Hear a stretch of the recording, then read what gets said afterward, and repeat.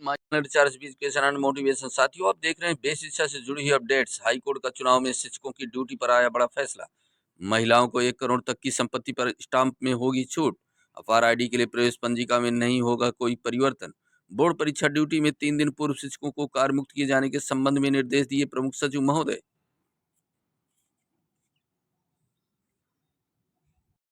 बहुत बड़ी अपडेट है। महिलाओं को 1 करोड़ तक की संपत्ति पर स्टाम्प में छूट।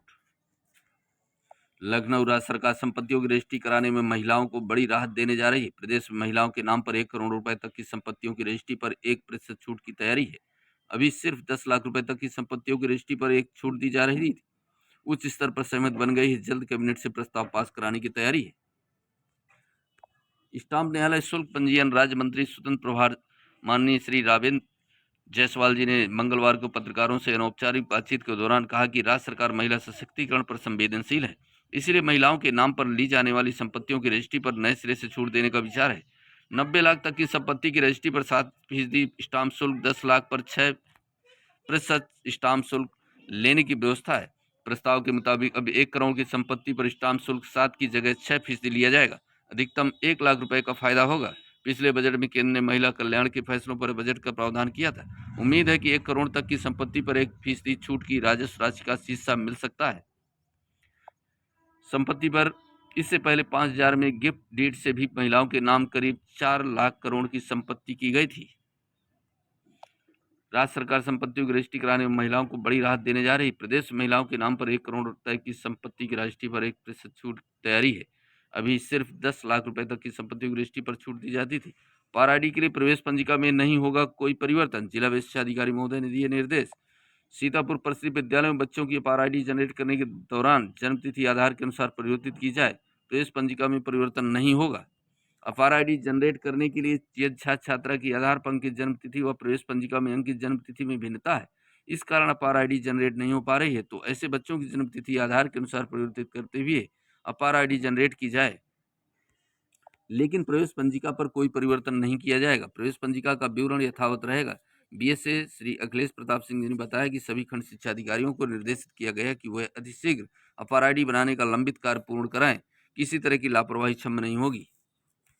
मुख्य सचिव महोदय ने बेसिक शिक्षा समेत कई विभागों को लिखा पत्र। प्रयागराज मुख्य सचिव श्री मनोज कुमार सिंह जी ने बेसिक शिक्षा के अपर सचिव को पत्र लिखकर कहा है कि बेसिक शिक्षा परिषद के तहत संचालित विद्यालयों के शिक्षकों की भी परीक्षा में ड्यूटी लगाई गई है, सो उन्हें परीक्षा में 3 दिन पहले मूल तैनाती वाले स्थान से कार्यमुक्त कर दिया जाए ताकि वे समय से केंद्रों में रिपोर्ट कर सकें। मुख्य सचिव ने परीक्षा केंद्रों व आसपास के साफ सफाई के लिए पंचायती राज विभाग व नगर विकास विभाग को भी पत्र लिखा है। साथ ही स्वास्थ्य विभाग को पत्र लिखकर कहा है कि परीक्षा के दौरान अगर किसी परीक्षार्थी की तबीयत खराब होती है तो उसके प्राथमिक उपचार की उचित व्यवस्था की जाए। वहीं पुलिस विभाग को पत्र लिखकर परीक्षा के सफल संचालन में सहयोग के लिए कहा है। हर वक्त सीसीटीवी कैमरे की निगरानी में रहेंगे संकलन केंद्र। प्रयागराज यूपी बोर्ड की परीक्षा के बाद उत्तर पुस्तिकाओं का संकलन सीसीटीवी कैमरों की निगरानी में होगा। उत्तर पुस्तिकाओं के संकलन केंद्र भी 24 घंटे वॉइस रिकॉर्डर युक्त सीसीटीवी कैमरे की निगरानी में रहेंगे और वहां 4 सशस्त्र पुलिसकर्मी तैनात किए जाएंगे। संकलन केंद्र से मूल्यांकन केंद्र तक 2 सशस्त्र पुलिसकर्मियों की देखरेख में उत्तर पुस्तिकाएं पहुंचाई जाएंगी। हाईकोर्ट का चुनाव में शिक्षकों की ड्यूटी पर आया सबसे बड़ा फैसला। शिक्षकों को अंधाधुंध चुनाव ड्यूटी में नहीं सौंपनी चाहिए। प्रयागराज हाईकोर्ट के चुनाव में शिक्षकों की ड्यूटी पर बड़ा फैसला हुआ है। शिक्षकों की प्राथमिक भूमिका शिक्षा देना है। बीएलओ के रूप में शिक्षकों की नियुक्ति अंतिम उपाय। शिक्षकों को बीएलओ नियुक्त नहीं किया जाना चाहिए जब तक पटवारी, आंगनवाड़ी और क्लर्क समेत समाप्त पद न हो। शिक्षकों की तैनाती छुट्टी या शिक्षण के पद ही हों।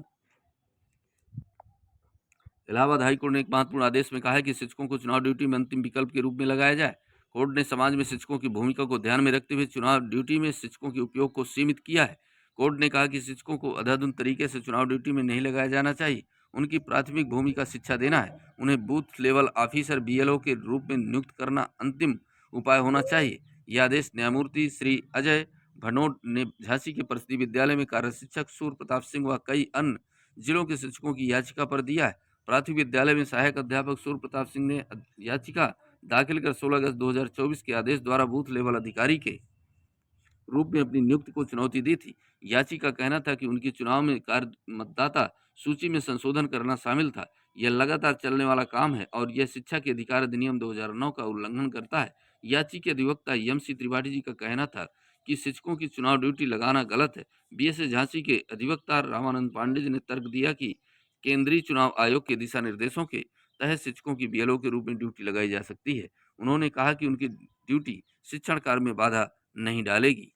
कोर्ट ने कहा कि शिक्षा किसी राष्ट्र की स्वतंत्रता की रक्षा और आर्थिक समृद्धि का इंजन है। यह केवल कक्षा में दी जाने वाली किताबी शिक्षा नहीं है, बल्कि मानव विकास की एक समग्र प्रक्रिया है।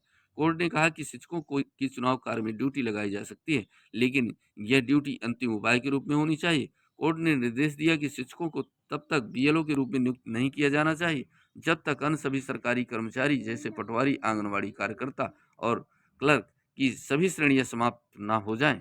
साथ ही कहा कि शिक्षकों को तैनात किया जाना है तो यह केवल छुट्टियों पर या शिक्षण कार्य के बाद होना चाहिए। यह भी निर्देश दिया कि मिला जिला चुनाव अधिकारियों को 3 महीने के भीतर बीएलओ की सूची की समीक्षा अधिकारियों को 3 महीने के भीतर और बीएलओ की सूची की समीक्षा और संशोधन करना चाहिए। ये सुनिश्चित करते हुए कि शिक्षकों को केवल अंतिम उपाय के रूप में नियुक्त किया जाए। कोर्ट ने कहा कि जब तक नए आदेश जारी नहीं किए जाते, तब तक वर्तमान में बीएलओ के रूप में नियुक्त शिक्षकों को स्कूल के घंटों के बाहर अपने कर्तव्यों का पालन करना चाहिए। साथ ही उसी प्रकार की अपडेट्स इस चैनल के माध्यम से मिलती हुई रहेगी। यदि पहली बार हमारे इस चैनल पर आए हैं, चैनल को सब्सक्राइब कर लीजिए। वीडियो पसंद आए वीडियो को लाइक कीजिए, साथियों को शेयर कीजिए। नए वीडियो के साथ मिले, तब तक के लिए जय हिंद, जय भारत, वंदे मातरम।